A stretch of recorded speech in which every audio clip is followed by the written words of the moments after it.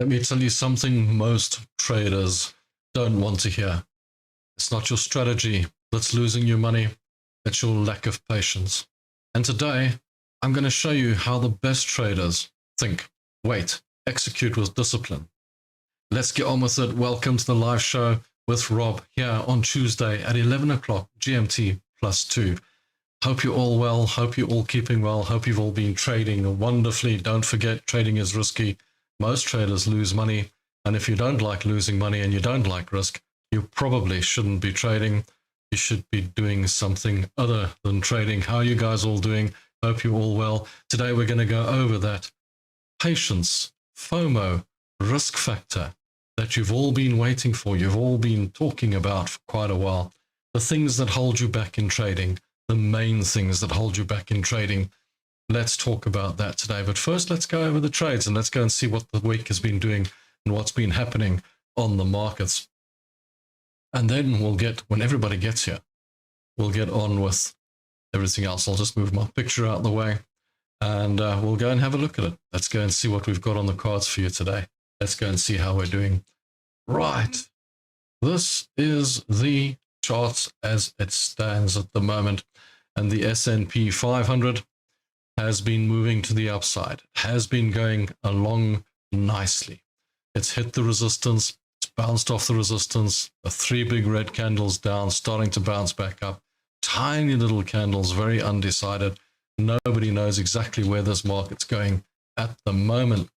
And then we've got the NASDAQ doing exactly the same thing. Now, why is that? That's because the NASDAQ is baked into the S&P, doing exactly the same thing. Brent crude oil surprised everybody and dropped to the downside, moved down, hit the support, but it has hit the support now. Now you'll see just before this red candle, there's a bit of an undecided candle there as well. Now you'll notice in the last video, I did mention to you guys that you need to look for patterns in the market, and it's a good idea to look for candle patterns as well. And if you don't know anything about candle patterns, do yourself a favor and go and download a little page off Google or something which just tells you what candle patterns are: engulfing candles, undecided candles, hammers, dojis, things like that. Go and study them, go and figure out what they are. You don't trade with them because a candle's only valid for the next candle. But what you can do with it is spot movements in the market. You can spot things that are happening in the market while you're using your normal day-to-day price action strategy in the market while you're trading. It can help you with your trading one way or another. Hopefully everyone does turn up here today. Looks a little bit quiet this morning, but it is only the start of the show. We'll see if everybody pitches up or not, or if we're all on our own. We'll see how that goes. US dollar, Canadian dollar, that actually surprised everyone. Came crashing down to the bottom, has turned around and started to go back up. I do believe we've got the Fed meeting this week. They're talking about interest rates again.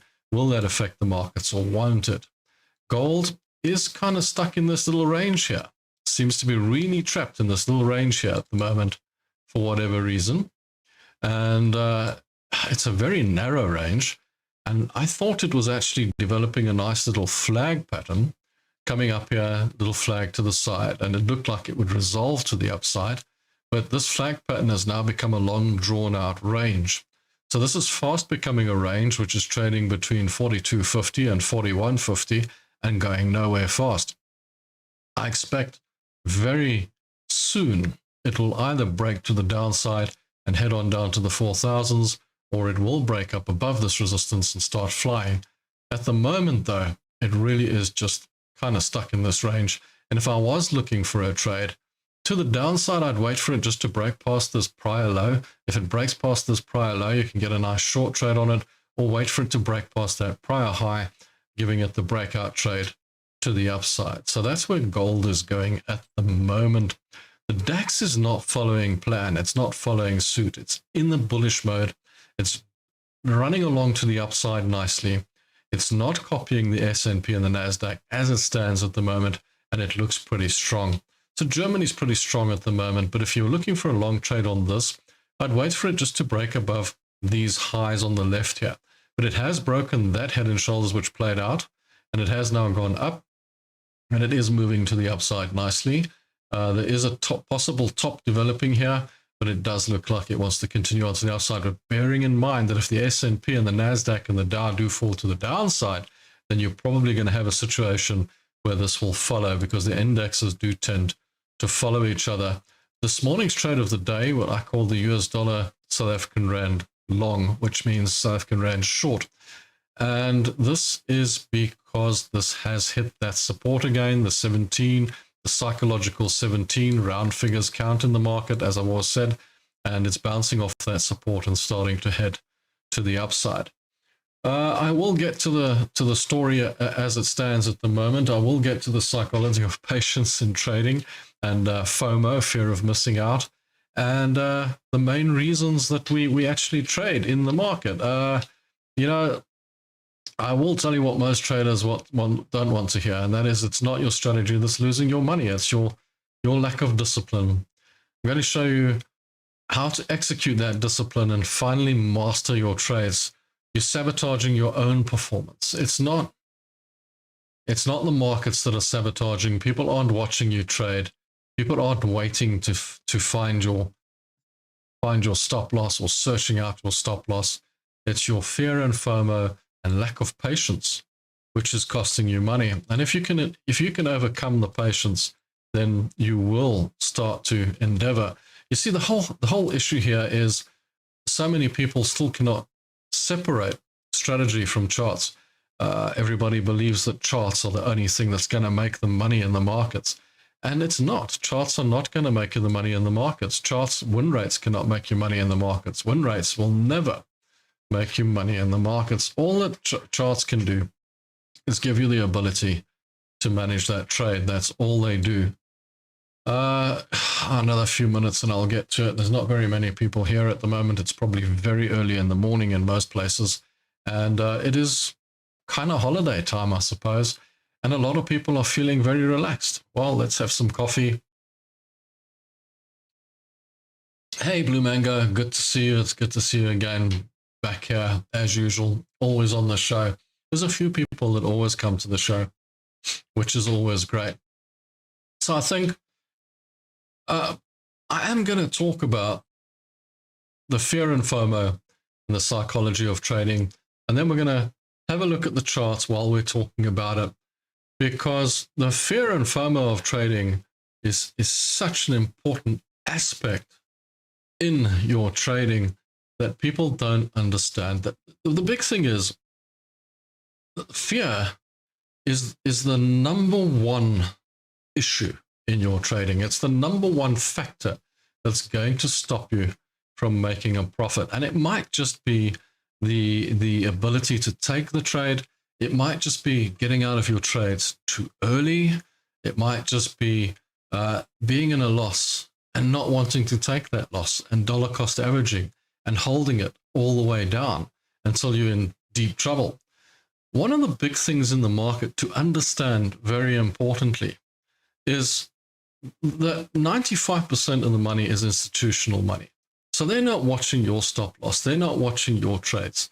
The only way that you can trade this market is by following your own strategic plan and managing your loss. And if you can do it almost like a robot, but if you can do it without the FOMO, without the fear, without the hassle of what's going to happen next, then you'll have a much better focus on how it all works. And the most important factor that I'm going to talk to you about today is being able to get over that FOMO and being able to understand that if you know in your mind that you're going to make more money on the wins and you're going to lose less on the losses, then it doesn't matter how much you risk. This is the important factor to understand, because what we tend to forget is that we're actually going to make more on the wins than we are going to lose on the losses. Let me just take my picture out the way again, the little video, and let's just have a look at these charts quickly. Let's say we've got 1, 2, 3, 4, 5, 6, 7, 8, 9, 10, 11, 12 charts. You got these 12 charts and you take 12 trades right now. You take 12 trades. Let's say you take 12 trades right now.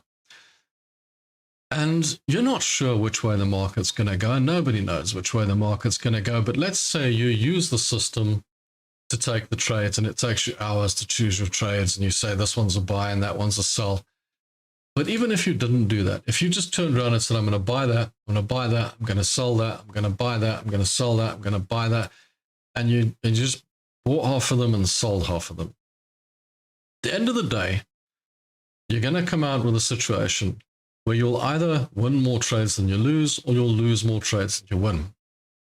But if you manage those trades, in other words, you keep the loss the same on every single one of those 12 trades. Every single one of these 12 trades, you risk, let's say, $1,000 on every single one of these trades. So you've risked a total of $12,000 on all 12 of these trades, every single trade. So now you know that you're risking $1,000 on each one. Each trade, it's $1,000 each trade. Now, whether you're trading on a 5-minute chart, whether you're trading on a 4-hour chart, a day chart, a weekly chart, doesn't matter. You've placed 12 trades. You've risked $1,000 per trade at $12,000. Now what happens is you manage the trades. Now a few of these trades will run to stop loss and they'll take out $1,000. So let's say 6 of them run to stop loss and take you out at $1,000 on each trade. That means you will be in a net loss of $6,000. You'll have lost $6,000, but you still have 6 trades left. Let's say the other 6 trades win and they reach target.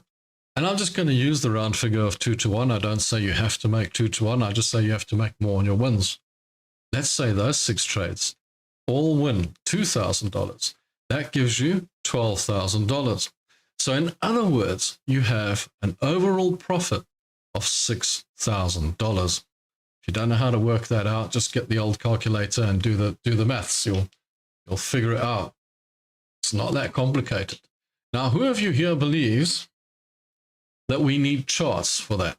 That we need charts to be able to achieve that? Because it's not the charts that are making you money there. It's you. Now, how do you overcome the fear and FOMO? You see, the important thing is to wait for trades to come to you. Don't force the trades. So let's say, for example, you want to buy this Brent crude oil and you want to get involved in this trade. And your opinion is, my fear of missing out says it's hit support. I need to buy this now. I need to buy it right now, this second. Otherwise, I'm going to miss out on this trade. I'm going to miss out on a whole run and a whole move to the upside. Don't tell me none of you have done that. But the important thing is, let the trade come to you. Let the trade confirm. Let it give you the green candle to the upside. Now, there's 2 ways to look at this scenario. The one is, I'm telling you, fear and FOMO destroys traders and that you need to take the trade. You need to be able to take that trade. You can't hesitate. You can't wait. You need to take the trade. But on the flip side, I'm telling you to wait for confirmation. So you're going to say to me, Rob, but you're kind of like butting heads here. You know, one side you're telling us to take the trade, the other side you're telling us to wait. So you've got to understand that I'm not telling you to not take the trade, and I'm also not telling you to wait. What I'm telling you to do is confirm. Okay? So in other words, wait for the trade to come into place. The trade comes into place, gives you the green candle to the upside. The candle closes. At that point, your trade has played out and is ready to play. At that point, you need to not hesitate because your plan is playing out. In other words, your system is saying to you, buy me. It's time to buy.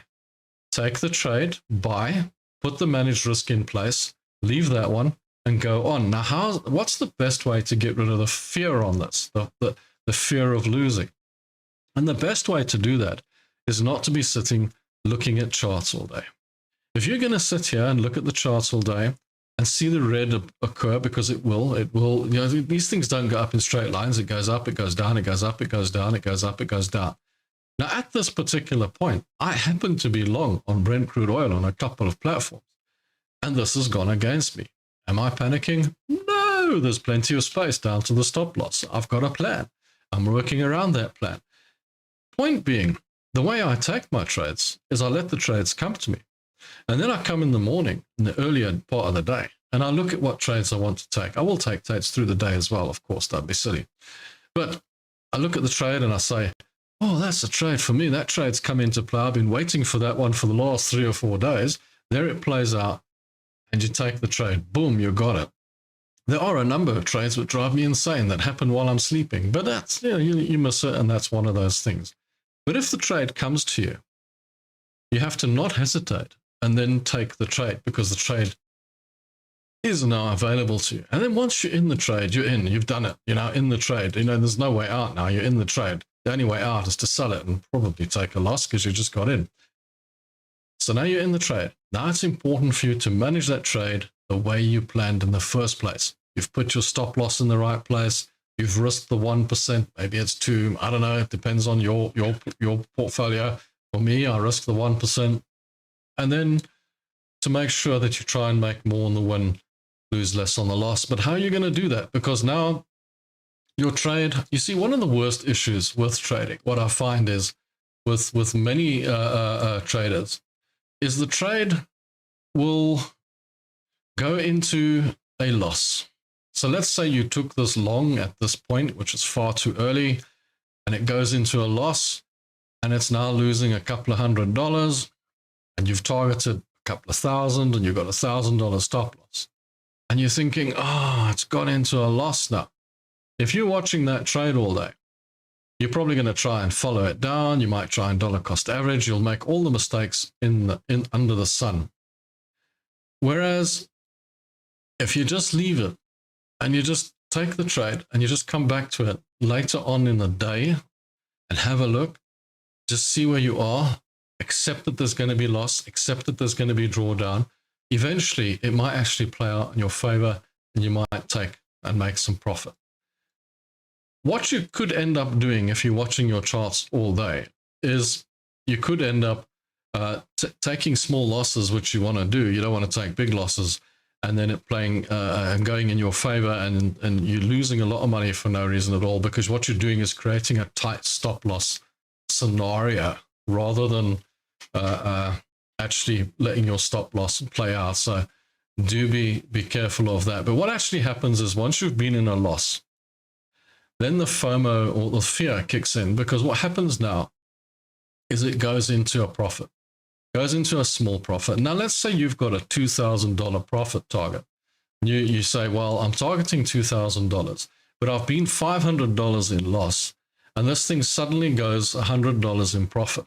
What most traders will do is they'll say, I've suddenly got a $100 profit, and they'll click out of the trade and they'll take the profit, which means your plan has completely gone out the door. All you've done is effectively make $100 profit, which is worthless. It's just like making a loss. And you've got yourself out of the trade based on FOMO, fear of missing out, because you thought that now that you've got the profit, your fear was that it's going to go back into a loss again. And you're going to sit in that pain you were sitting in for the last 3 days when it was in a loss, because you were sitting in pain watching this chart thinking, I'm in a loss. I don't want to be in a loss. I want to be in a profit. And that pain starts to set in and you can't get around it. You can't get around that. So FOMO sets in when it goes into profit. Now, how do I work around that? The best way to do that is when it goes into a profit, let it go into a decent profit preferably. But when it goes into a profit, take your stop loss, move it up into the cost, or move it up into profit, because then that $1,000 loss is negated and it becomes zero. And you're only $200 in profit, but it's okay. At least you've negated the loss and you're on zero. Now you've got a $200 stop loss rather than a $1,000 stop loss because you're $200 in profit. If you want to look at it that way, because you don't have to look at it that way, but if you want to look at it that way, that's an option for you. Then, or you can wait till it gets to $1,000 in profit and then start moving at $500 in profit and so on. But what I say to you is never click out of the trade unless absolutely necessary. Either way, if it goes into a profit, if the trade goes into a profit and it goes $500 into profit, move your stop loss up, follow it up. If it gets to target, move your stop loss up, follow it up, try and make more. Make as much as you possibly can. Most of my profits would be made over 1 or 2 trades for the year, because those will be ones that you followed up gargantuanly. and the other ones will have reached target, and then the other ones would have been losses, because you are going to take losses. The important thing to understand is that you're going to take losses. So important for people to understand this. The sooner you realize that there's going to be loss in your trading, the sooner you realize how to trade, the sooner you realize how you can make money trading. Some of you this morning might have taken a long on the Japanese yen and thought, wow, this looks like a great long trade, doesn't it? Look how it's going. It's going up. It's broken through the structure and it's moving up. Now the fear kicks in, because what's happened now is it's reached this level, probably a double top, and now it's starting to sort of show a red candle to the downside with a long tail at the top. All the sellers are getting back in. You're thinking, ooh, what's going to happen to me now? First thing to understand is that markets don't go up in straight line. You can't expect to just see green candles all the way up to 160. Next thing to understand is it's going to come down before it goes up. So you're always going to get this scenario of up, down, up, down, up, down, up, down, up, down. You're not going to get a straight up scenario. That's not going to happen. It's never going to happen. You've got to accept that there's going to be some downside in your trading. For those of you who went short here, it's broken up, it's broken to the upside. You've got to start thinking along the lines of, maybe I got this wrong, but did I? Where's my stop loss? Is that a double top that's developed? Maybe it's still going to play out for me. If you have a plan when you get into the trade, try and stick to the plan, because even if it's gone into a loss, let's say you were short here and it's gone into a loss, and your plan was, I'm going to risk up here at 156.8. So it hasn't reached your stop loss yet. You're looking at this and seeing the double top. Don't dollar cost average. Don't move your stop loss away. That's your stop loss. End of story. You've decided how much you're going to lose on every trade. Once you understand that your loss is going to be constant and it's not going to vary in any way whatsoever, you know what your loss is going to be per trade. That's how much your trading is going to cost you. If you've taken 12 trades and you've risked $12,000, you know that you've got $12,000 at risk now at this point. With a view to, for that $12,000 risk, I expect to make $24,000. I want to make maybe double. Let's not talk about 2 to 1, 3 to 1. You're going to make more on the win. But let's say you're expecting to make $24,000. So for every $1,000 that you lose, you know that there's still a possibility of a larger win on the other side. So that doesn't matter whether that loss amount is $100 per trade, whether it's $1,000 per trade, or whether it's $10,000 per trade. That's all based on the size of your account and how much you can afford to lose. The reason we risk 1% of the account is we don't want to blow the account, because these are leveraged accounts. And if you have a 10% loss on a leveraged account, what's going to happen after 10 trades? You're going to close your account. You're going to lose all the money. Now, one of the most important things to understand about fear, and this is probably one of the most important things I'm going to tell you, and let me make my picture a little bit bigger when I tell you this, and that is, if you have a large sum of money. Now, what is a large sum of money? I mean, Bill Gates has got billions, and then there's another oak who's got $500,000, and it's a large sum of money. So it depends who you are and what a large sum of money is to you. Let's say you have $1 million in the bank. I'm going to use that as a round figure because everybody understands what $1 million is, round figures, you know? So you have $1 million in the bank. You've retired maybe, or maybe you just don't work because you're just lucky and you've got a trust fund. I don't know. But you have $1 million in the bank. You decide to trade. And on that trading, you risk $100,000 of that $1 million on trading. So in other words, you've risked 10% of your overall capital on trading. On that trading platform, you start losing $10,000. There's a particular type of fear that comes over you, of course, and there's a particular type of annoyance that comes over you because you are actually losing $10,000 and you're not going to be happy about it. But you still know that you've got $900,000 in the bank and you've only lost $10,000 on this $100,000 that you've decided to risk. Let's say that gets worse and it starts losing $30,000. There's a particular type of insane annoyance that comes in, but you still accept that you've still got 90% of your capital and you're still okay. Let's say it starts losing $70,000 on that $100,000. At that point, that type of person is going to make one of two choices. The one is, this is not working for me. I've lost $70,000 of my $100,000. I'm taking my $30,000 and I'm out of here, and I'm never trading again. That's the one scenario. The second scenario is the trader goes, oh no, I don't know, I need to get that $70,000 back, and then they draw another $100,000 from their $900,000, leaving their $800,000 and turning their account into $130,000 and forcing their way back in. But this comes with FOMO and fear. And the fear is that much less because you've still got a rather large capital amount. Now, let's say that that person takes the $1 million, the whole amount, and throws it at the market, every cent that they've got to their name. And they start losing $100,000. I still got $900,000 left. So they're like, oh, we still got lots of money left. We're still okay. Let's say that gets to you losing $700,000. There's a threshold. You've got $300,000 left of that $1 million now. What do? Do you try and fight your way back?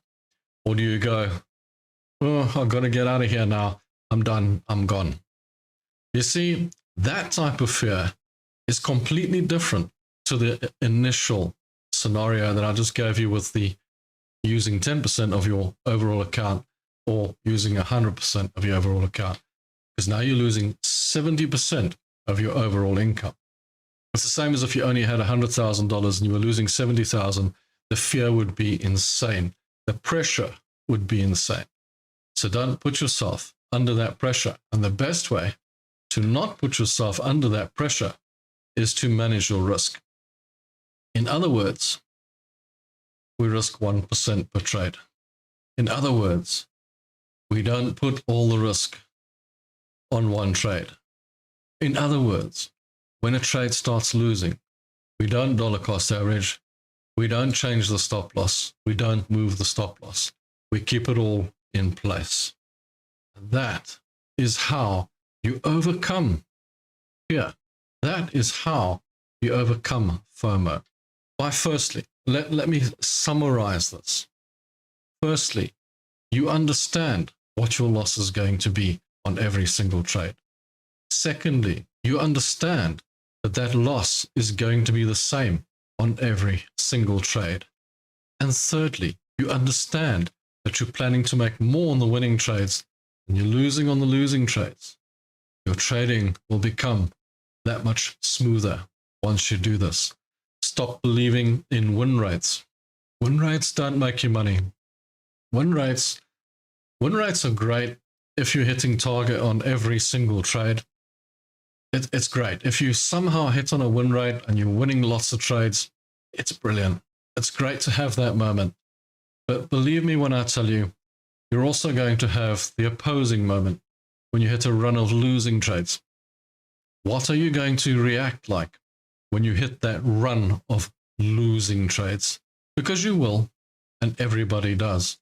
And those runs are what makes the trader. How you handle those runs, how you work with those runs, and how you get through that is what makes the trader. Not the winning side. The winning side is easy. It's easy to win. I love winning. Winning's easy. If I win 8 trades in a row, I'll be running around the block telling everyone how I won 8 trades in a row and how great I am and how good I did. But it's actually not. What makes the trader is how you handle the losses, how you manage the losses, and how you control your account when those losses occur. Once you learn how to do that, and once you learn that it's a reality, the fear will reduce.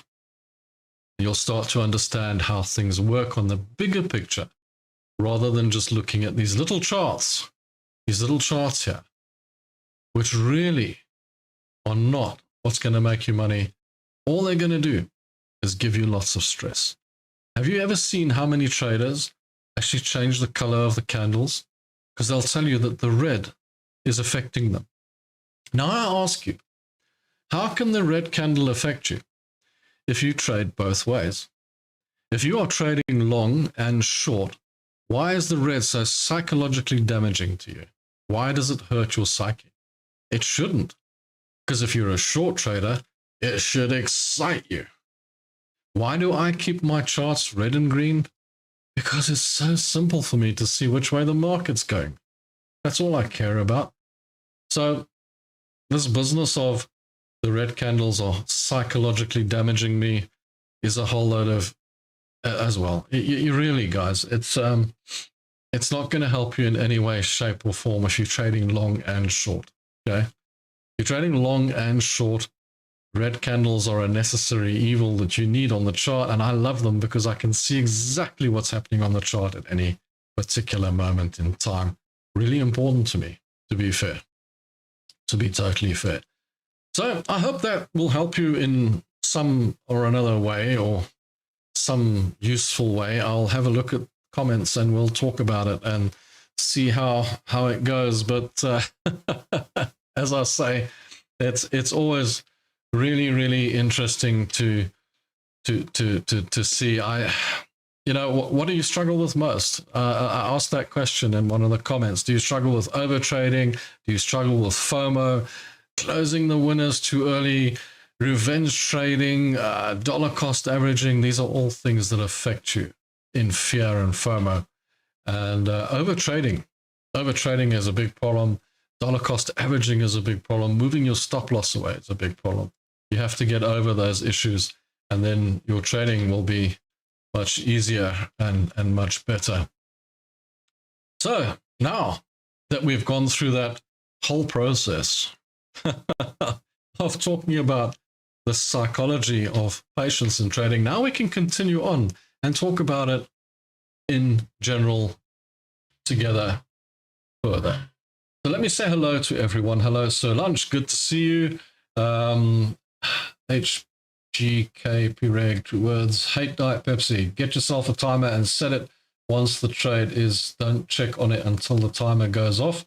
Love that. Good chirp. Or do what I do, put a trade on and go back to sleep. Well, what I do is I put a trade on and I head off and leave it. I don't sit and watch it. That's insanity to sit and watch it, because it drives you crazy. But believe me, I've done that. We've all done that, and you will all do that. You'll all sit and watch charts all day. I've done that many a time. But what I do is if I put a trade on, I walk away, let it play out. Because you know what? Just about every single time you put a trade on, what happens? It goes against you. I mean, 8 times out of 10, the trade's going to go against you when you take the trade. And it sort of puts a slight sort of panic into you sometimes, especially if you've traded big. So it's sometimes best you take the trade, take the position, leave the position, and as Hate Diet Pepsi says, I think it's Greg, you go to sleep, or you go out, or you go to the beach, go do what you got to do. Best thing to do. Seriously, guys, best thing to do. Rob, I've heard someone say you must write down the reason you got into the trade, and as long as that reason remains valid, stick to your guns and stay in the trade. You know what? That's not the worst idea. Write down the reason you got into the trade. It is a good idea. Psychologically, it is a good idea. But for me, it doesn't really matter why I got into the trade. The way I look at trading psychologically is I got into the trade, so I must have had a good reason to get into the trade when I took the trade. I don't have to write down why I took the trade. I know that every single trade I took, I had a good reason to get into it. Unless, of course, I made a mistake, in which case I'll make a note to myself. You made a mistake. Why did you take that trade? You idiot, Rob. You know, that type of thing. But anyway, if I didn't make a mistake, then I know that I took the trade for good reason, and that I put a plan in place, and I put my plan there for a good reason. And I should follow that plan as far as I possibly can.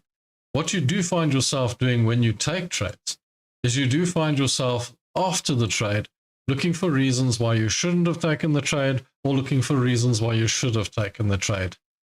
If you're doing that, you need to do more research before you take the trade. Because clearly, I mean, it's a natural thing that traders do because you're never quite 100% sure because it's 50-50. But if you've taken the trade, just accept that you've taken the trade and manage it. Don't try and overthink it, because the more you overthink it, the more FOMO you're going to create, the more fear you're going to create, and the more thoughts of, maybe I should just dump this trade is going to come over you. It's just natural. It's not something unusual. It is what's going to happen to you. Love the gold trade. Now it's bouncing up again. It sure is in that range. Okay. Expect to lose money and be shocked when you make money is the best attitude to have. You see, I kind of flip that, and I kind of look at it as, yes, as I've said to you guys, you expect to lose the money. So when you take the risk, like for example, the 12 trade scenario that I spoke about now, you've risked $12,000 on 12 trades. That $12,000 you must be able to afford to lose. You must accept that you've paid that money, and that money is now in the market. But with a view to you would like to be winning 24,000 against that 12,000, and you expect to win some of those trades. And if you do win some of those trades, it's more like not a surprise, but a celebration of win. Yes, I've actually won some trades, and that's important. A losing streak feels good because winning is nearer. Yeah, a losing streak never feels good, so lunch. Let me put it to you this way. A losing streak is an absolute nightmare every single time. Even for me, after 34 years of trading, I still feel that if I have a losing streak, it's painful. I don't enjoy it. It's not just about the money even, it's about the psychology of it. The mere fact that you're losing will affect you mentally. And it starts to eat away at a human being in the sense that you just feel like you can't get anything right. You just feel like you just can't pick a winner. You just has something gone wrong with me? Have I lost my touch? All these questions start to come into your mind. It all fits in with fear and FOMO and patience and all that. But you start questioning yourself. You will start questioning yourself. You can relate it to a sportsman, like a football player or a rugby player or a motor racing driver or whatever. When they don't have confidence, they don't play well. Why is that? It's because they're not believing in themselves. They start to question themselves. They start to question what they're doing. And when you start questioning what you're doing, what you actually tend to do is you tend to start trying something different. You tend to start making mistakes. You tend to start trying, maybe you're trying harder, but you're over trying. And what a lot of traders do, for example, rather than taking it away from the sportsman, what a lot of traders will do is they'll start searching around in the market for a new magic pill, because a new magic pill is going to make it all better. But unfortunately, there is no new magic pill in the market to make it better, because trading, no matter what you do, the basis of trading will always be what it is. It's not going to be different for any one person. Everybody sees the same thing, and everybody's in the market, and everybody's trying to call the market. It's not going to change for you. It's not going to be different. It's always going to be the market. There's always going to be someone that has a value to sell, and there's always going to be someone that has a value to buy. And that's how it is. And you're looking for the money where the people believe it's a good buy, and you're looking for the money where people believe it's a good sell.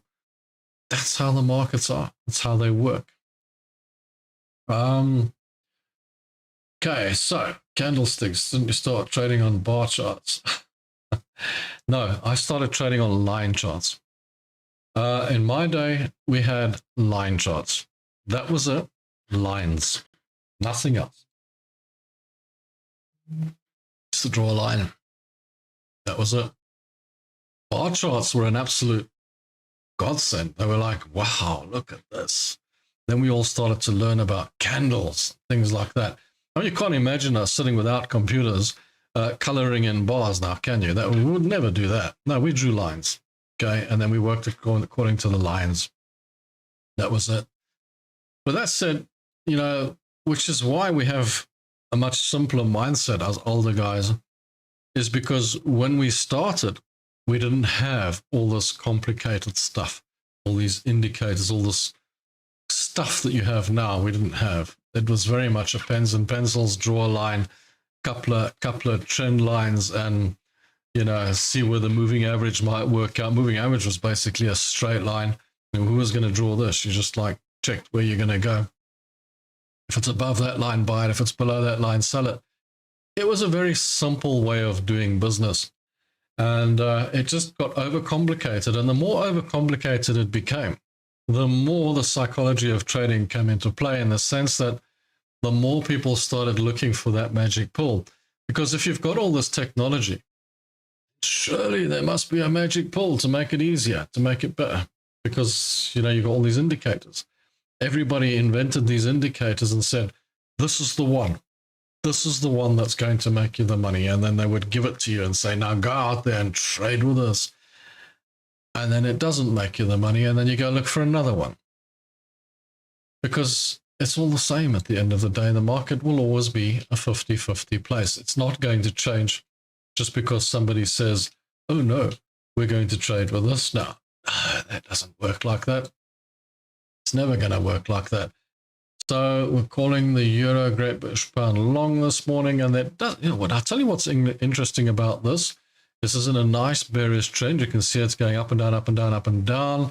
It's gone back up, and it's hit this, what was a support and is now a resistance, created a bit of a small double top here, come down.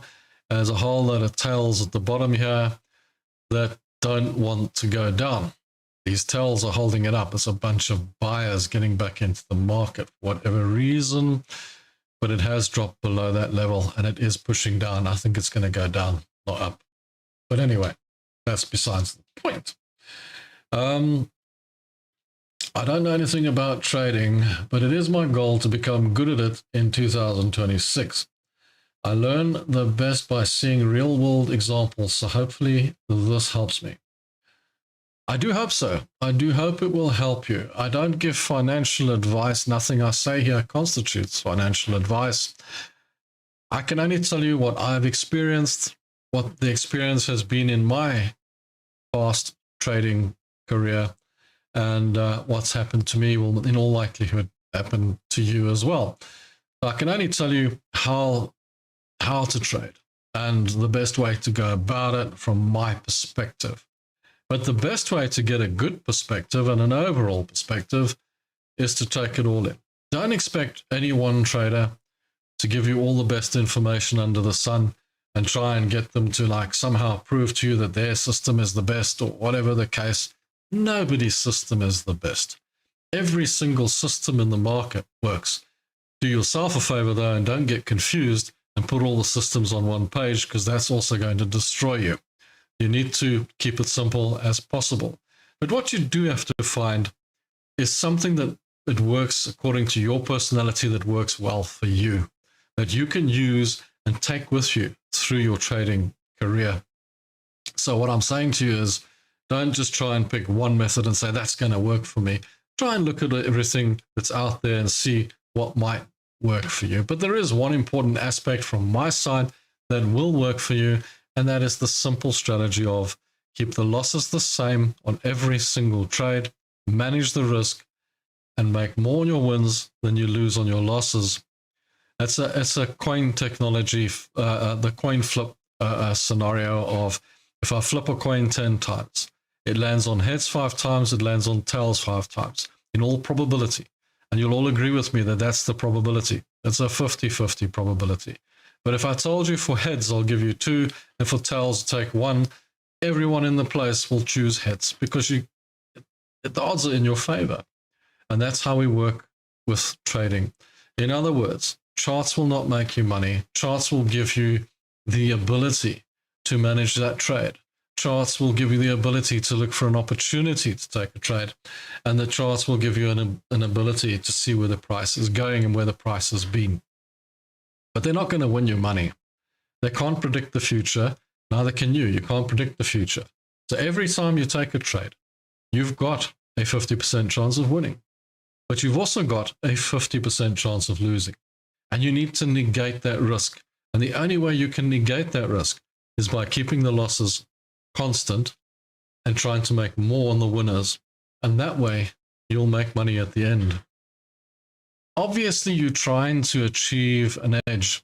You're trying to achieve a win rate in the market by choosing charting systems that work for you.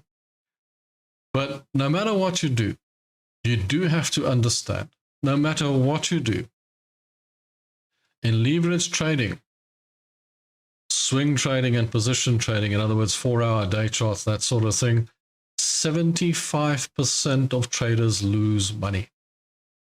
And if that's the case, then why do you think that you're going to get in as a beginner and suddenly make thousands and thousands and thousands of dollars? If 75% of good, intelligent, normal human beings are losing money in the market, and only 25% are winning. But we all think we're going to be part of that 25%. That's perfectly normal. That's who we are.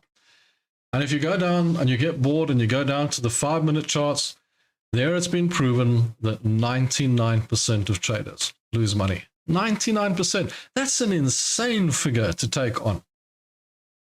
What most traders don't understand when they get in, and I hear you when you say, I know nothing about trading and I'm trying to take this on and learn about it, and you've probably got your reasons for getting into trading, and it's probably financially related more than anything else. Understand this one thing. You are not going to learn to be a trader in 1 week or 2 weeks. It's not possible. Many people will tell you it is, but it's not. I can teach you how to trade on the charts. It's very simple. Ask anyone here on the chat, simplest thing in the world to trade on the charts. The charts I can show you in a second, and if you trade on a demo, you're going to do pretty well with the charts, because the charts, what do the charts do? The charts just give you an opportunity to trade.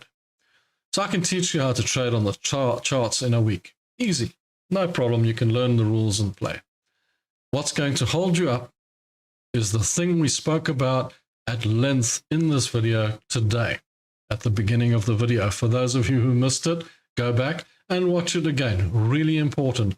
And that is the psychology of patience in trading, the psychology of trading. Fear, FOMO, patience. Those are the things that are going to cause you to lose in trading. And any normal trader will tell you it's going to take you some a year, some 2 years, some 5 years to get over this and learn how to trade profitably and make money. Becoming a profitable trader is not about charts. Becoming a profitable trader is about getting it in up here.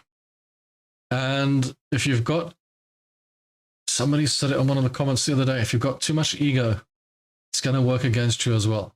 It's going to hurt you. It's going to hurt you. If you think you know it all, you think you can't be beaten, gosh, it's not good for you. It's really not good for you. You are going to take the pain. You are going to feel the pain. So take in what you can and learn what you can from everybody on the market. And just take the information. It's free out there. Take all the information. Collate it all together and see what works for you. See how you can put it together and how it's going to work for you. That's the only way you're going to learn the markets, is to effectively teach yourself. You know, I effectively taught myself because even though I did, in all fairness, I got this course sold to me, right? Like an idiot when I was a kid. A big file. And we didn't have computers. I just had this big file. And I read through it about trading and whatnot. So, I mean, if I gave you guys that course right now, you'd think, it was so basic and so straightforward, but it was this thick all the same. It was basically about trend lines and markets going up and down and whatnot. So yeah, I did kind of read up on it in that scenario in the beginning. But for the rest of it, pretty much self-taught through all the years, through experience, through time, through learning the hard way. That's how I figured it out, and the best way. And you figure out what works for you. You have those aha moments. You see, that's the important thing, is to have those aha moments. The big one for me was when everybody kept telling me that you can only make money with time in the market, which I agree with totally. That's why you have investment accounts over there. You buy, you set, you forget, you leave it for 30 years. It makes you money every time without fail. But trading's different because you can't time the market. So they tell you cannot time the market. It's impossible to time this market. You can't time it. But if you can't time the market, what are all the traders doing? And I saw what happened with the turtle traders. You saw the video on that. I got the video on that in here, where they were effectively winning 20% of their trades, and they were the richest traders in the group. And I looked at this and I thought, there has to be a way. And I started putting all the information together, and I figured out in my own head that, hang on, you've got to separate the charts, from the strategy, the business plan. And then suddenly, time in the market fits into timing the market. In other words, you can't time the market, but you can apply strategy to timing the market, where you make more on the wins, there's less on the losses, and you can actually be profitable with the market. Not an easy concept, but a concept nonetheless. But it is simple. An FX trader says to me, Rob, what do you think about traders who shut that trades down manually instead of using a stop loss? What do I think about traders who shut trades down manually instead of using a stop loss? It depends on the trader, because what you have to understand about the trader is this. If it's an institutional trader with huge sums of money, they can't apply an automatic stop loss. They can't, because they need the liquidity to get them out of the trade. And if they apply an automatic stop loss on a huge trade, then what actually happens is, and it's happened to me before as well, where I had a huge trade and I applied an automatic stop loss, and they just start searching out for more orders all the way down. And you end up getting less than what you wanted, because it drops all the way down and it takes all the orders all the way down. So huge institutional traders cannot use an automated stop loss. They have to have one in their head.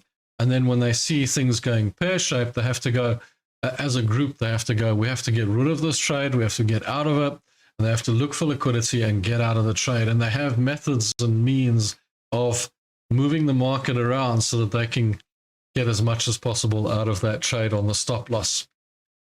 So what do I think of that? Well, for me, it's up to the trader and how they feel about their scenario. So in other words, if you are able to manage your trades manually on a mental stop, then you will do that, and that's fine. And normally it will be a trader who's got large sums of money. But what I have experienced in my time is most traders who don't have a large sum of money, most traders who are just trading like normal retail traders and whatnot, cannot handle a manual stop loss. What normally happens just about every single time, if they don't draw a line in the sand and they say, well, when it gets there, I'll get out. What happens when they get there is, let's see, let's say it was this Brent crude oil. Let's say your stop loss was here or here. What happens is it gets to the stop loss in their head and they think, I'll just see what happens next. Then it gets a bit further. I'll just see what happens next. It gets a bit further. I'll just see what. It just gets worse and worse and worse and worse and worse. Do you know what? 80% of the traders who have a manual stop loss, we're not talking about the traders with large sums of money, just normal traders, they'll miss taking the stop loss. And then they'll be sucked into the trade. They'll be too deep into the trade to get out, because now the stop loss that was in their head has now tripled, and now it becomes expensive to get out of the trade Because now you're not losing 10%, you're losing 30% or whatever the case. So for me, it is better for most traders psychologically to put a stop loss in place. That said, you must understand that when you put orders in the market, like stop losses or take profits, you're advertising your wares. So in other words, you've advertised it's for sale. You've put a board outside the shop, big sale today, Black Friday, come and get my stock, okay? And it's for sale. That's what your stop loss is, right? So everyone knows your order's there.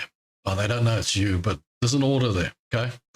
And what happens is, if the price is heading towards that order and they're looking for that money, they will come and take it. So in other words, if it wasn't there, then it wouldn't be taken. But that puts us in the quandary of, you know, it gets to the stop loss and you think, well, I'll just leave it and see what happens. You see, you put yourself back in that position if you don't have it there, and then it gets worse because it goes and searches out everybody else's stop loss further down, and you end up 3 times in the loss. So in other words, it's better just to have a plan, just to have a line in the sand and just say, well, that's my line. If it goes past that, I accept that and I walk away. Okay. Do yourself a favor though and put your stop losses in invalidation areas, not in areas where there's loads of others and loads of liquidity, because then it will get taken out every time. Put it a little bit away so that the person who's actually buying up the stop losses doesn't really want it because it's a bit, you know, out of their price range. They don't really want it. Leave it out there where they don't really want it, okay? They don't want to go searching for it. Or there'll be enough liquidity in front of yours that it gets all sucked up before it gets to you. There's that scenario as well. So, Sir Lunch says, are you in any trade right now, Rob? Yes, I am in a few trades on different platforms. Brent crude oil, I'm long. I can't remember. There's a couple of trades. Let me just see here. Oh, yes, silver. I'm short on silver. US dollar, Japanese yen. I am short, and that's not going well. Okay, let me just check what else. There was another one, and I can't remember what it was, but it's okay. That's fine. On different accounts, just checking. And then let me just see here. That one was short. Then gold, I was looking to take the short, but I'm waiting for it. I'm waiting for gold to come through this level, and then I was going to go short on that as well. Yesterday I looked at US 500 long. That didn't work out. That's now gone short. I'm looking to take the short on the US 500, but I'm waiting for it to break past the prior low because there's a bit of a double bottom here. You'll see there's a double bottom just developed there. I'm just waiting for that to go past that prior low, then we can take that as well. Okay.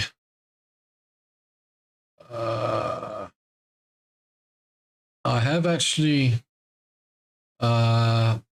spoken to as well. Those EIGHTCAP guys are offering me a thing. They said they've got a day trading challenge for everyone. So I was thinking maybe I'll take one on. It's a cheap thing, and I'll have a bit of fun with it with you guys on one of the live shows. It's like 5-minute trading for a show. We'll do something like that. Okay, I'll have a bit of fun with that with you guys as well. Just to show you the evil of day trading. What do we got here? Bitcoin, where's it going? Oh, yes, I was going to take the short in Bitcoin, but I didn't. I was waiting for it to play out properly, but see here, it's milling around on this resistance, and I was hoping for a long trade here at lower levels down here. Again, it doesn't seem to want to come down at the moment, and it does look like we might have to wait for it a bit, but if it was to break to the upside now, it puts me in a quandary because there's a resistance at the top here. I was hoping it would break to the downside, come much further down, and give me a level off the bottom here. You can get into Bitcoin as a nice long trade, and then the ETH as well, Ethereum, similar scenario. It's on the resistance at the moment, waiting for it to get down to the support and give us a better trade. on that particular one. Gold I was enjoying. I want to go short on the US dollar, Japanese yen. I'm just waiting for the opportunity. So where's the opportunity? Okay. Yep, that's it. Oops. Waiting for the opportunity over there. Okay, right. Okay.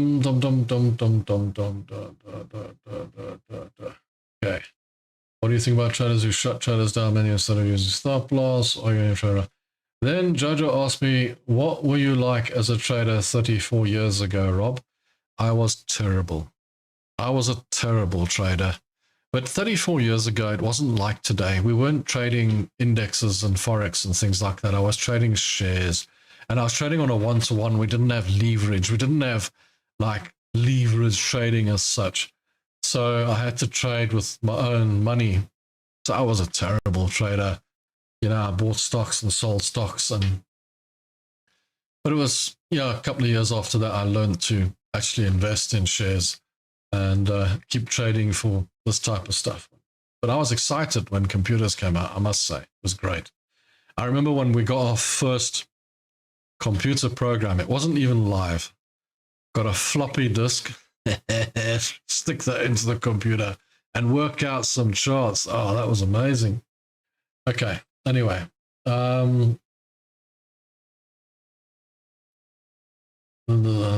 Somebody says the market's going to tumble for sure. Is marriage related to trading? Read that 50% of people get a divorce. Well, that's normally because they go broke, because money is related to that.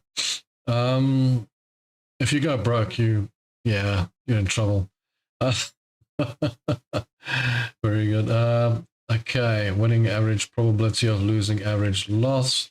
There is a turtle trader indicator in TradingView. I was trying it. Oh, really? I haven't even looked at it. I must have a look at it. What's it called? Is it called Turtle Trader or something? I must have a look at it. But you must remember, Solange, that the turtle traders traded on breakout trading. So effectively, they would wait for a breakout. And if the breakout occurred, they would take the trades. And but that is based on, it is a very interesting principle, because if you watch breakouts, effectively a percentage of them will break and run. And when they run, they'll run hard. And quite a large percentage of them will fail and drop back down. So that's what they based it on. And the ones that dropped back down, they stopped out and got out of. And the ones that ran, they followed and they made fortunes out of that. So I don't know what the indicator looks like. It'd be quite interesting. Rip Stephen Bigelow, best content on candlesticks. Stefan Bigelow, I suppose. Candlesticks, like I said to you, if you want to know more about candlesticks, download yourself a page off the internet and study what they're about. Don't trade with them though. Use basic systems and basic principles, because, the market's 50-50. The candle can't really tell you which way the market's going to go. What a candle does is it tells you what the next candle might do. They can't tell you what the next 10 candles are going to do. It'll tell you what the next candle might do, which gives you kind of an insight as to where the markets might go. So don't base your whole emphasis on that. I did do a video on the ghost candle, which is kind of an engulfing candle with a tail. A lot of people use that for the 15-minute opening strategy and all the rest of it. Those strategies are all kind of rubbish, really. But it's just drawing a line in the sand. It's just making it 50-50, like I always tell you guys. So it doesn't really make an insane amount of difference. But you can use these things in your arsenal if you need to. Mulmar Morris, help, everyone's doing well. Yeah. Lumanga, really gold? You said, why short on gold? It really, you are right. It could go long. It could go short. What you got with gold is a scenario of it could go either way. Why am I picking the short? Well, if it breaks through this level, breaks past that prior low, there's quite a nice distance down to the bottom here, which would give me quite a nice profit. Whereas on the upside, there isn't much going on here. So on the upside, I'll trade both ways, by the way, I don't mind. If it breaks past that prior high, that'll be a great upside. It'll be good. But how much upside is left? So it's in a range at the moment. Could resolve to the upside, which is great. And if it does, I'll buy long. But I'm just thinking it looks kind of like it wants to roll over. It looks like it's in this, it's developed a range. So in other words, top, top, top, top. Okay. There's your top, right? Seems to have developed that top, and it seems to have developed this bottom. The bottom could be a little bit deeper as well. Could be a big deep end here. So I'm just looking at it as it's at the top of the range. It's kind of falling off that. It's broken off the resistance. It's fallen down. It looks like it wants to go, but this liquidity pool here is holding it up. And it either breaks through that and it falls down and gets out of that. If it falls out of that small range, I'm looking for that short, Blue Mango. That's what I'm looking at. But I don't mind going long if it goes up. That's also fine. I don't mind. It can go either way. But at the moment, it's in the middle of nowhere. I'm wondering whether I can get help from Mr. Rob. I blew my account with all my life savings. Would you please advise and help me accordingly?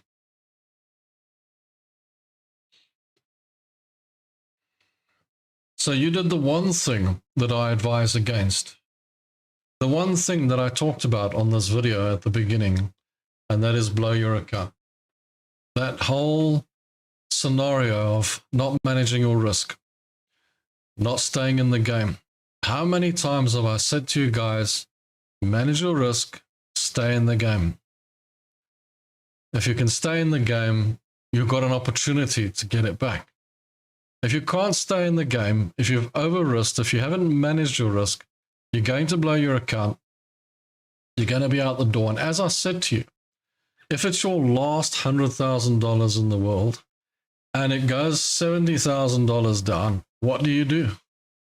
You know, you have now gone over that threshold that you wanted to be at. And this is the whole point of this channel. Manage your risk. The whole point of me being here is telling you to stay in the game and watch your risk. Keep your risk the same on every single trade. Have a business plan and a strategy. Make more on the wins.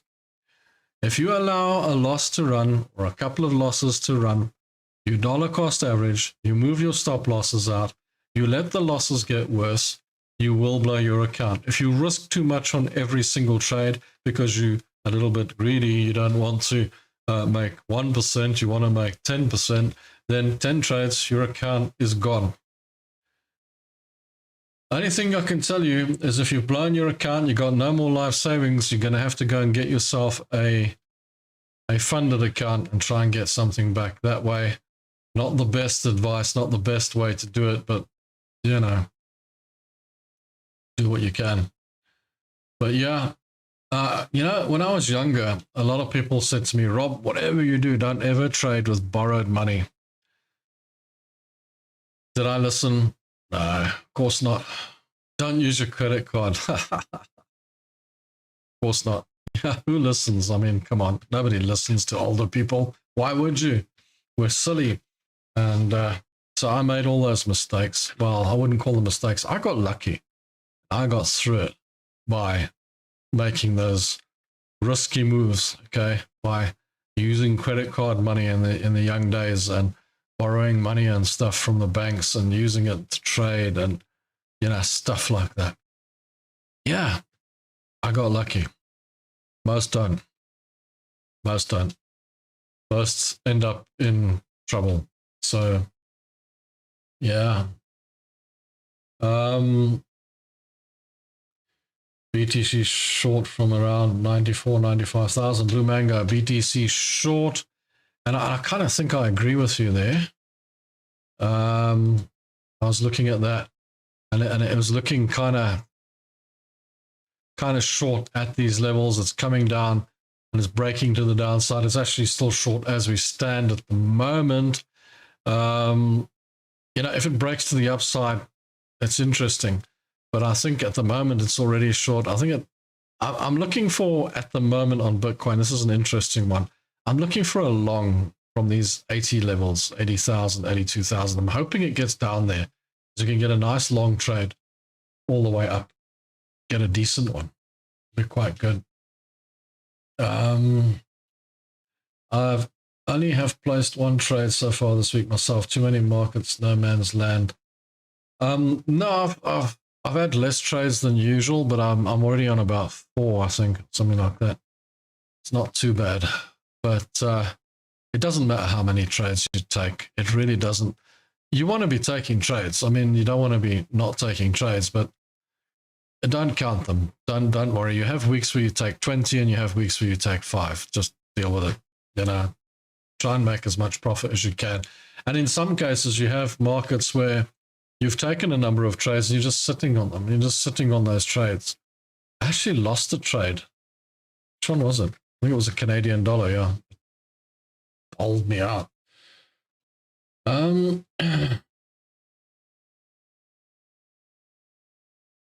Yeah, crazy.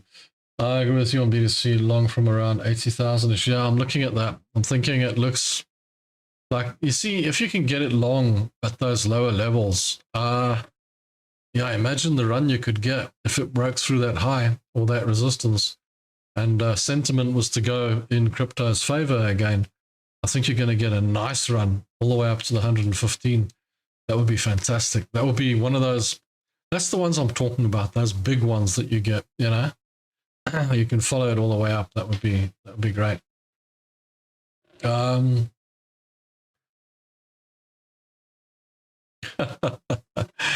Yeah, no, that's well said. It's kind of fun watching prop firm traders trade the 1 minute charts. They make $1,000 here, $1,500, and they lose $1,500.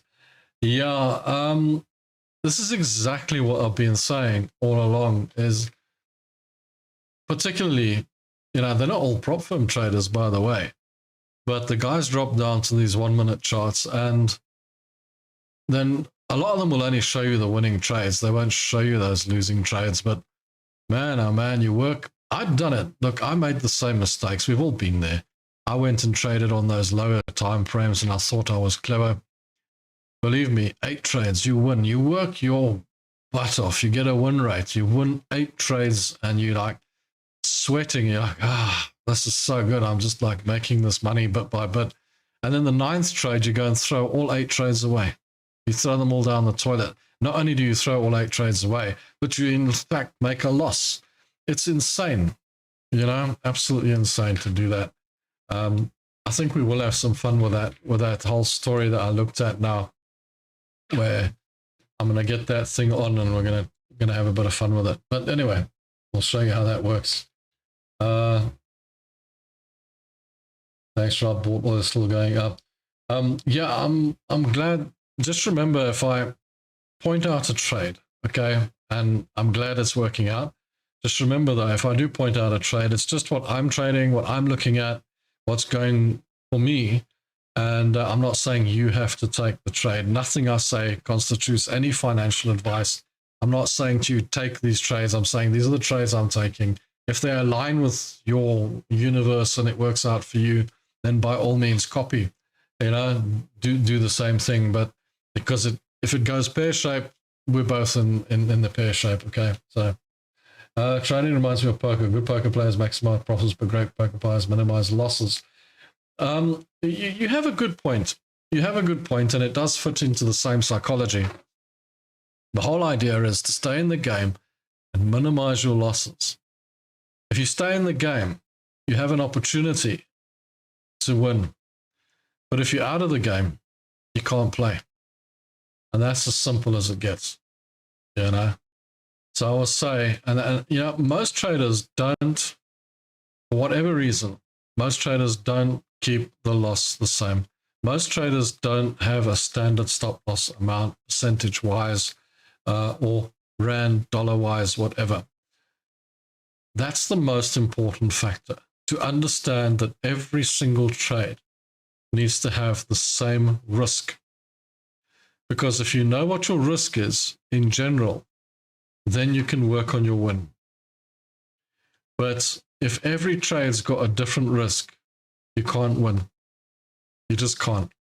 And the reason for that is, what will happen psychologically is you'll say, I'm a really, really great trader on the US 500, but I'm really bad at Bitcoin. Okay, just an example. So on the US 500, you go to the US 500 and you look at that and you say, oh, I'm going to buy 100 contracts of that. I'm going to risk $100,000. I'm good at the US 500. And you buy that one. And you go to Bitcoin, you say, oh, I'm really bad at this. I normally lose here. And you risk $1,000 on that. Okay. What happens is Bitcoin wins and it makes you $5,000. And whew, that's an insane win. And the US 500 loses and you lose $200,000 because you think you're clever. And that's where the mistake comes in. Had you just risked the same amount on both trades, guess what? You would have broken even. But no, you had to risk more on the one trade because you thought you're good at that one and less on the other trade because you thought you're bad at that one, and you ended up with a loss. So remember, just keep the risk the same on every trade, no matter how confident or unconfident you feel on every single trade. That's important. What do you think about breakout? Using the strategy for a while, but it was more losses than profits. I feel RB is more of an indicator to strategy than a strategy itself, but whatever works, right? What do you think about breakout? Understand the one thing about charts. Charts don't make you money. Charts, win rates do not make you money. What makes you money is strategy.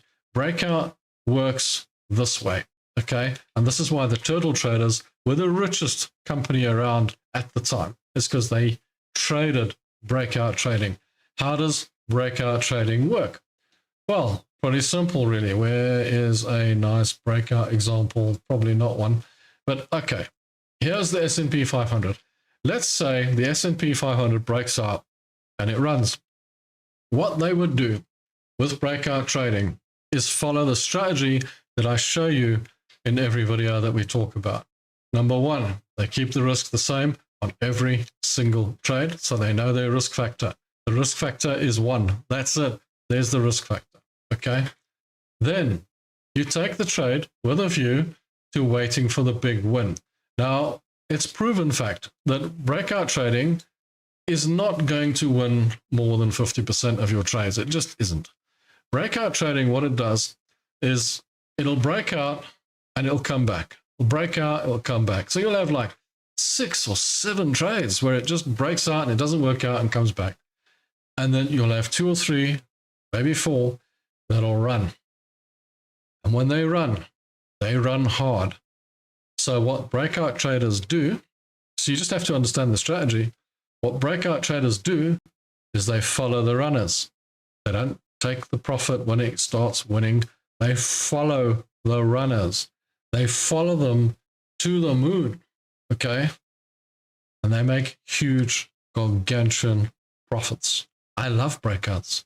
For me, breakdowns and breakouts are the most amazing trades because we take them all the time. Even on break structure, we take those trades because we know that the structure's changed. We know that it's going to move.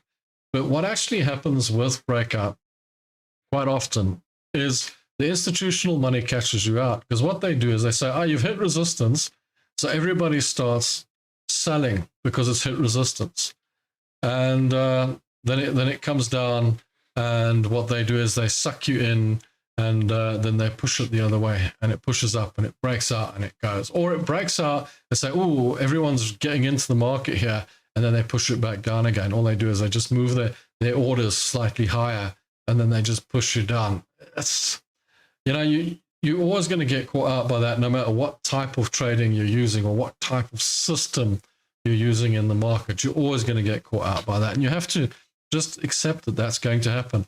The first thing you have to understand and learn is that you're going to lose half your trades or more than half your trades. Once you get that into your head that you're going to lose half your trades or more, that you just need a strategy to make more on your wins, then it becomes easy. You see, breakout trading is one of the easiest things to do. If it breaks out, you follow it up. If it doesn't work out, you take your stop loss. Breakout trading is great because when it breaks out, you can already start moving your stop loss up. And if it comes back, you can get out at cost. So then they don't cost you anything, these trades, which is also great. But the ones that break out and run, those are the ones that you're going to follow. Those ones are going to make you an absolute fortune. And that's what you're looking for. So Lancelot sent me the turtle trader indicator on a picture. It's quite interesting. I see it's got little lines on it and everything. Love it to bits. So yeah, don't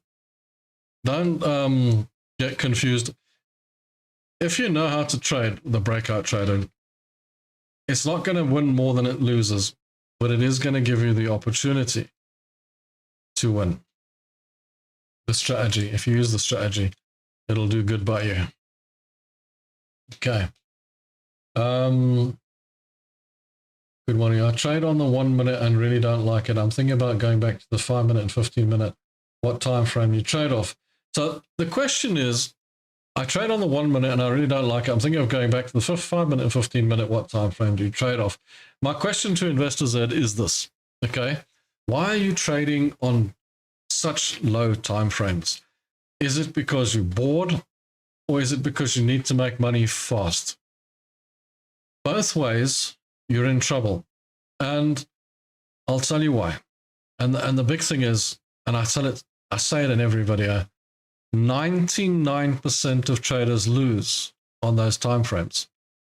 And why we think that we're going to be part of that 1% every time, I do not know. I am a very, very experienced trader, and I struggle to trade on those time frames. I don't know why is that. Now, if I look at my 4-hour chart, we trade on the 4-hour charts, by the way, just so you know, we're position swing traders, okay? So now, when I look at a candle on the 4-hour chart, I've got 4 hours of information in that candle. In other words, thousands of orders, okay, in that one candle. And it's telling me in that 4 hours where the market's going, a large sample size. And then if I take my trade, let's say I took this trade short, I would put my stop loss all the way up here at 69.21, away from everything. And that would give me nearly 100 points, not quite 175 points away from the trade, okay? And I would put my take profit down here at 67 points, which is 150, nearly 200 points away from the price. That's my trade on the 4-hour chart. And then I wait patiently for it to play out. I wait patiently for the trades to come to me before I take the trades. So the trade is done.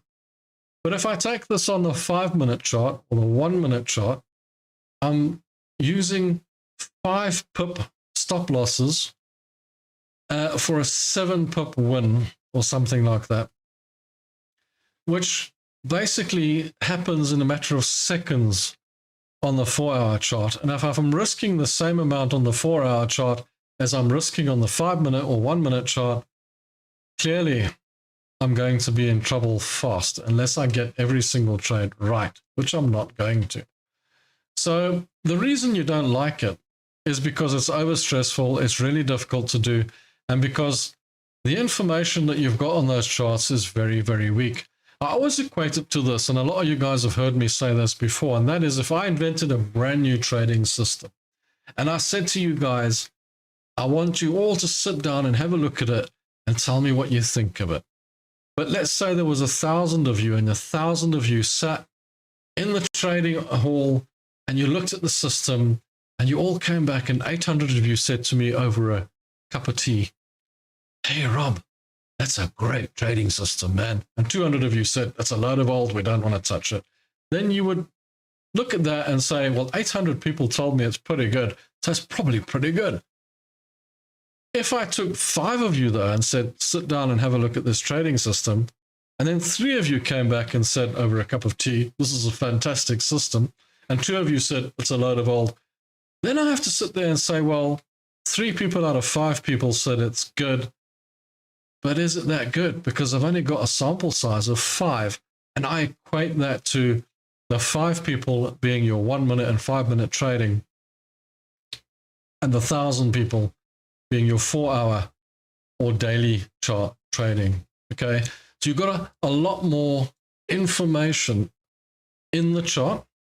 You've got a lot more information available to you in the market. You've got a lot more space to move in the market with your wider trading, but you need patience. You need lots of patience. And the one thing you can do, though, is because a lot of guys get involved in lower time frame trading because they think they're going to make lots of money. Actually, you're going to lose lots of money rather than win lots of money, but it's okay. But just remember this. If you trade on the higher time frames, you can risk more. You can have a higher risk amount, perhaps, and just leave the trades in place and have a much more relaxed trading regime. You just need patience, which is what we spoke about at length in this video. At the beginning of this video, what was the topic of subject? The topic of subject, the psychology of patience in trading. It's in the title. I literally wrote it in the title. The psychology of patience in trading. If you don't have patience and you drop to those 1-minute charts or 5-minute charts, you're going to lose your money. You need patience. You need to be able to wait for the trades to come to you. If you don't have any trades on the go, who was it that said here to me today, I've only taken one trade this week? It's okay. It's not the end of the world. You'll take trades. You'll take trades. Don't worry, you'll find trades. Don't force the trades. If they're not there, if you don't feel comfortable with the trade, don't take it. If the trade's not right, don't take it. Wait for the trade to come to you. But when the scenario plays out that you've been waiting for, don't hesitate. That moment, you need to take the trade. That's the important part. Okay. So if you're trading on the 1-minute charts and you're not comfortable, there's a pretty good reason you're not comfortable. In fact, I wouldn't be comfortable there. For me, I size down in sideways markets. Yeah, look, you know what I do, Sir Lunch? When a market's going sideways and nothing's happening in my trade, I'll sometimes just dump the trade, particularly if it's just in a small profit or whatever, and then it'll turn around and kick my butt because it goes flying up again. But anyway, that's one of those things. But all I say is, if it's going sideways and it's doing nothing, it's costing me money because I'm paying the daily fees, the swaps and things like that. So, it really is, it costs money to sit in a trade, and if it's doing nothing, let it go. Unless, of course, it's the VIX, in which case you hold on to it forever. And it depends on what type of trade you took. When you took the trade, somebody said here, write down why you took the trade, okay? And it's actually not a bad plan because, for example, if I was to take the Bitcoin trade, why would I take the Bitcoin trade at 80,000? I would take the Bitcoin trade at 80,000 because I believe that there's a good possibility that Bitcoin could get all the way up to 120,000 again. So I'm playing the long game on this trade. I'm thinking, ooh, if I get in at 80,000, it goes to 120,000, I'm going to make a fortune. So I'm playing a long game on Bitcoin. So that's why I'm getting into the trade, right? So then I have a reason to sit and wait and leave it and not mess around with it. But if I get into the S&P 500 and I go long here, I'm only expecting it to get to 7,050. It's a short-term trade. I'm looking for it to happen quickly. I'm looking for it to happen, in fact, over Christmas and in and out of the trade. Okay, different reason for getting into the trade. So think about that when you're trading. Why am I taking this trade? What am I looking for? Okay, that's important. It is important. Breakout trading is like a bloke called approaching woman. Interesting way to put it. Lower time frames expose every tiny move, including all the manipulations. The higher time frames smooth out. That's why you end up taking more losses from down there. And that's good reasoning. It's a nice way to put it, where, all the manipulations, the higher time frames smooth it out, But yeah, it's a nice way of putting it. Trading multiple instruments, micro scanning, scalping, and holding losing positions overnight is the best strategy for me. Trading multiple instruments, scalping, holding losing positions overnight is the best strategy for me. If it works for you, that's great. But I'll tell you what's winning for you. What's winning for you is the art of holding multiple instruments. You see, if you're holding multiple trades, then you have what? The possibility of winning some of them, which means if you're winning more on the wins and losing less on the losses, what's happening? Yeah, you're making money. People always try to overcomplicate trading when the majority of success depends on the psychology. Exactly. The psychology is so important. And if you don't get the psychology bit right, then you lose because it's easy. The charts are easy. Like I've said to you guys over and over again, the charts are so easy. You can learn to trade the charts. I can teach a 4-year-old how to trade on the charts, man. The charts are not difficult. It's just a bunch of lines going up and down. That's the simple part. The complicated part is understanding the market, understanding why you're taking trades, the fear, the FOMO, the patience, the sitting on your hands, all these different types of things, that you need to know when you're taking trades. Amazing how many people see charts as their only means to an end. Charts are not your means to an end. Charts are your tool. It's like your scalpel if you're a doctor. You need a scalpel. Here you need a chart. It's like a little tool that helps you take your trade. That's all it does. It helps you manipulate your trade whichever way you want it to go. It's like your little scalpel.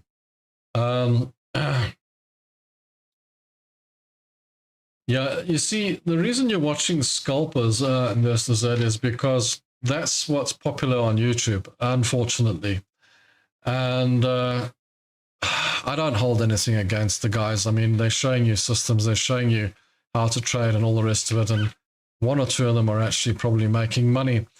But the guys, there's a lot of scalping videos going around and out there trying to tell guys, invest $1,000 and make loads of money on the 1 minute and 5 minute charts and that sort of thing. And the reason for that is you're sitting looking at my video and looking at this chart and it's not even moving. All you have to do is listen to my boring voice and me telling you how to trade. But if you watch those videos, then obviously the charts are moving up and down and it's all exciting and there's buy and sell and buy and sell, and it makes life exciting for the viewer because people want instant gratification. They want things to happen now. Somebody actually said to me the other day, I'm not subscribing or I'm not watching because it took too long for you to get to the point, or you talk too slow or something to that effect. That's the world we live in today. People want things to happen quickly and fast and move around and that sort of thing. Flashing lights, flashy stuff, silver stuff. I suppose human beings have always been like that. They like the flashy stuff. So there will be a lot of that available to you. So what you're going to see mostly available to you is people scalping and trading on 1 minute and 5 minute charts. Like I said to you, I'll have a bit of fun. We'll do a show together on that one particular company that's offered an account of that sort of game that they've got where you trade on these 5 minute or 1 minute charts. So we'll do it for a day and we'll have fun together. Okay, just a bit of fun. And then you can see how risky these assets are.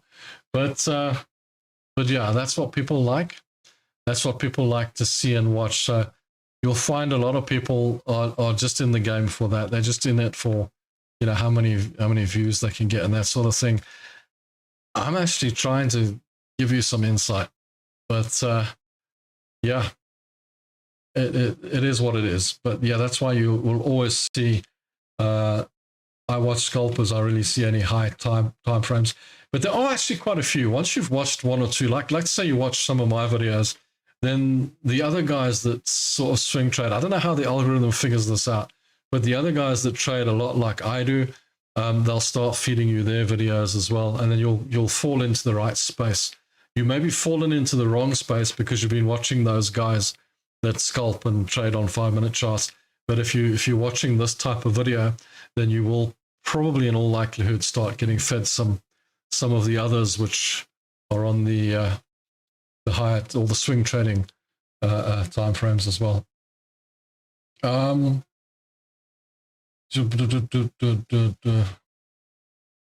Investor one trade, the 30 minutes, 1 hour charts would only take the direction of the 4 hour daily trends. You see, that is something a lot of people do. They call it sniper entries. So in other words, I used to do it when I traded on 5-minute charts. I did do it as well, by the way. Stupid me. But anyway, for a while there, I did do that many years ago. Why did I do it? Well, what I would do is I would look at the day chart and I would see what direction the chart's going in. And then I would go down and I would trade on those lower time frames only in the direction of the day. And that did okay. It did okay, but it was once again demoralizing to win 8 trades and lose it all on the 9th trade. So, because as much as you can pick the direction of the chart or the day, you pick the trade, it's going long. Okay, so you take all your trades long, and on the lower time frame, and it works out. And there will be that 9th trade which says, we've decided to go the other way now because the Fed decided to move interest rates, and poof, you get that long red candle, for example. And that's where it all goes pear-shaped. But yeah, there's nothing wrong with doing it, for example, from 4 hour to 1 hour, because then you've kind of got your direction. I do it from day to 4 hour. I look on the day chart and then I follow the 4 hour. I even look on the weekly chart and I follow on the 4 hour. I get some direction as to where we're going. And that way you've got a lot of concept, because you've got a lot of information in those charts anyway, and they're moving at pretty much the same speed.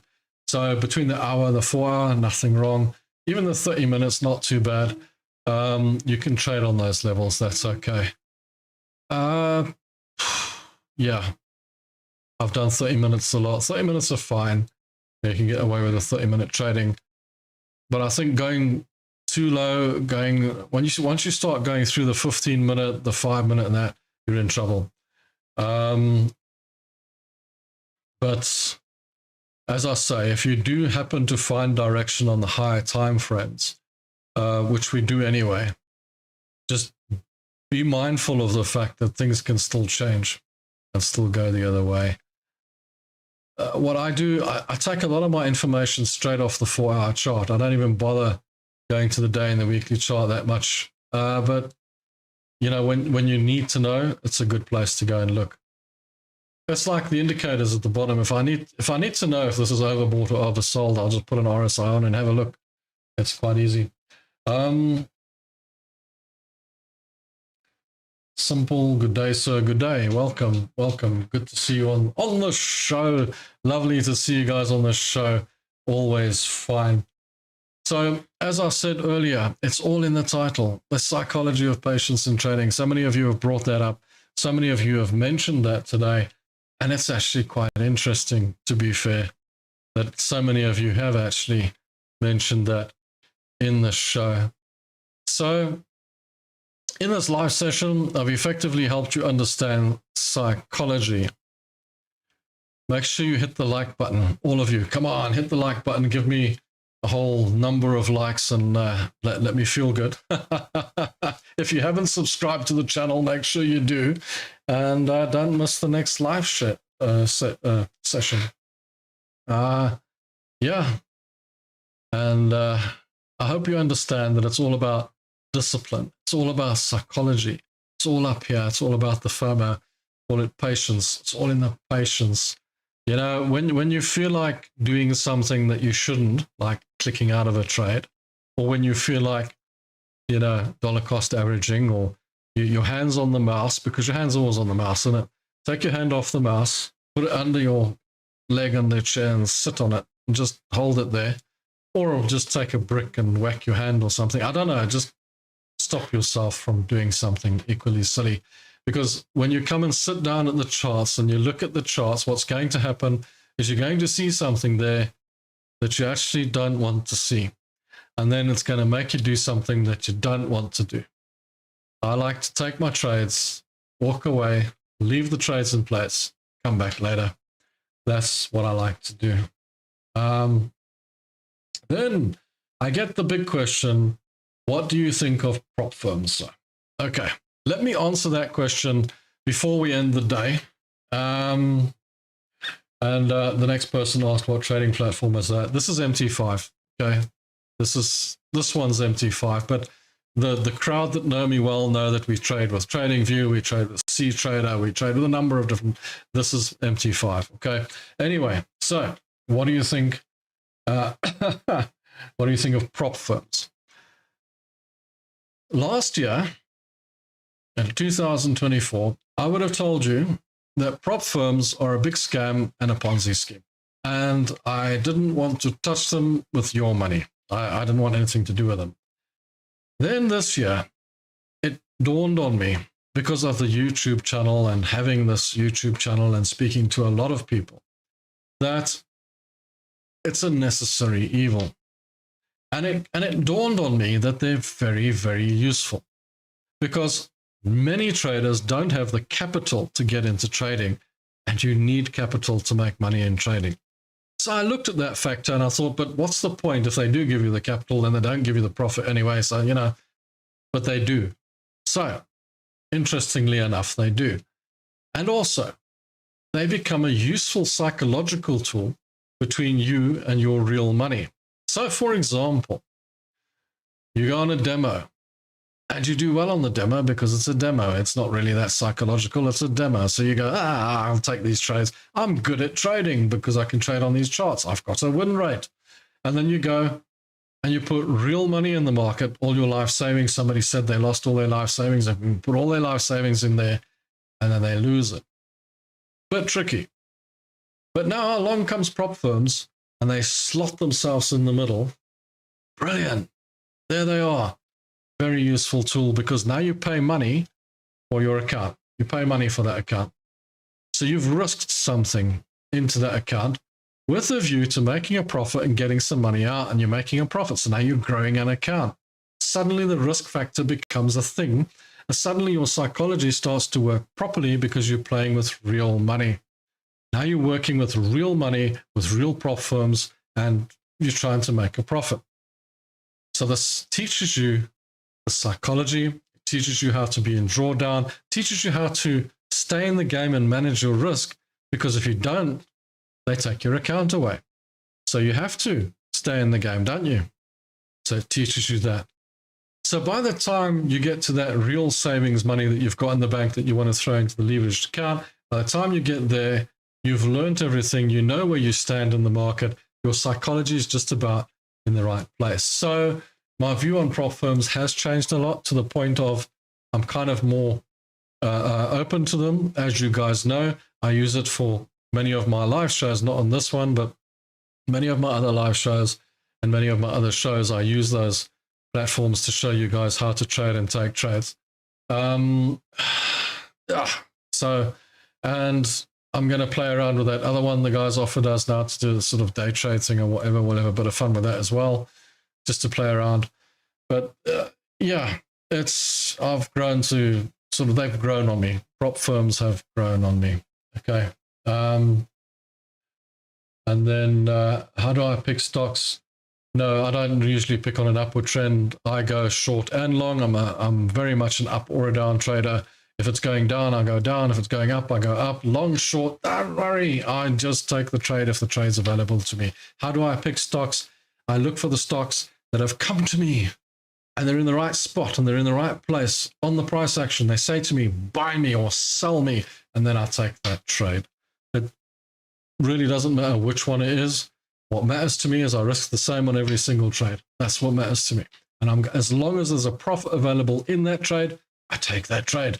That's it. That's how I pick my trades. I wait for the trades that are showing me, they're screaming at me that I should buy or sell them, and that's where I take my trade. Okay. NASDAQ just tanked 50 points in 5 seconds. Probably someone said something, and market's gone crazy. NASDAQ. Oh, no, it's just a bit of movement. Don't worry about it. It's got something to do with NVIDIA or something like that. That's I'm invested in NVIDIA as well.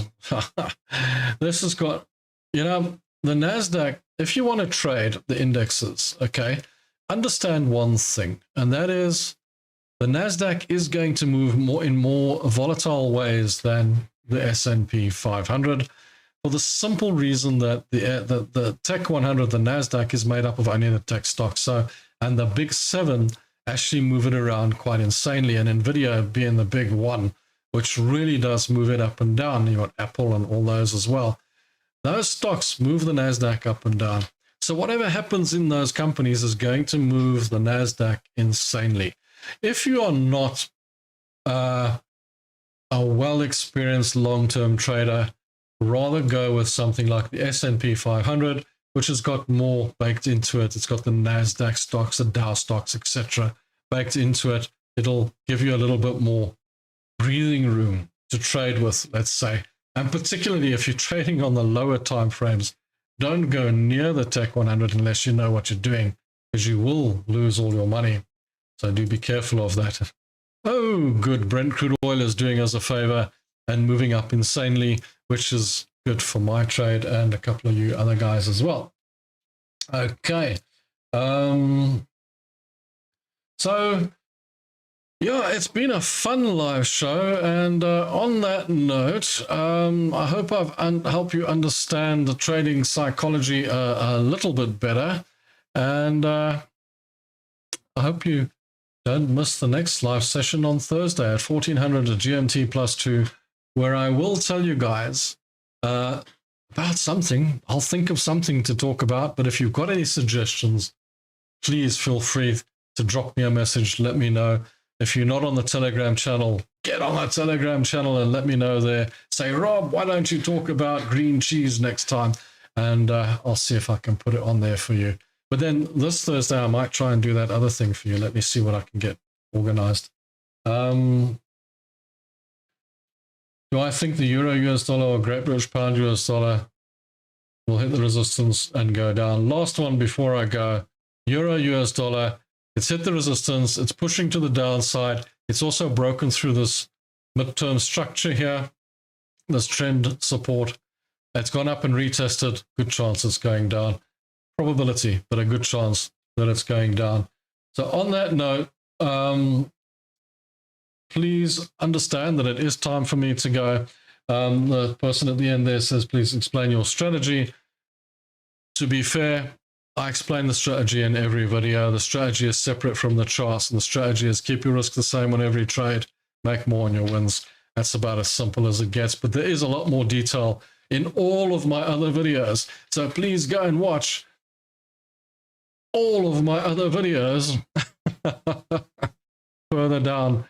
Go and watch those videos. I explain the strategy at the back end of every single video, just about, well, maybe not all of them, but most of them. I try and give you the strategy. The strategy is important. It's not the charts, okay? The charts are the system. It's a price action system. The strategy is a business plan. A business plan is to make more on your wins, lose less on your losses. Price action's easy. That I can show you in a second. I mean, you can learn that off a page. I go over that in just most of the videos as well. So please feel free, watch those videos, but I do have to be on my way now. It is time for me to end the show. And the next live, as asked here, will be on Thursday at 1400 GMT +2, a little bit later in the day. The reason I do that is because I want everybody around the world to get a chance to be on the show. Okay, so guys, thanks so much for watching this show. Thanks so much for being here today. I hope you enjoyed it. I hope it was fun. I hope it helped in some way or another. Please join us again for more great insights from what happened in my trading career that you might be able to use in your trading career. Let me close on this one thing, and that is whatever I tell you and whatever I show you that has happened to me in my trading career and all the things that I've warned you against, you'll probably do anyway. It's just one of those things, because I don't know any traders that haven't done all those things. But at least you'll know when it happens, what to do next, and what you can do to avoid it. Thanks for watching, guys, and I'll see you on Thursday again in the next live show. If you haven't joined as members, it buys me a coffee, it looks after things. Give it a go, and I'll see you there. Thanks, cheers, ciao.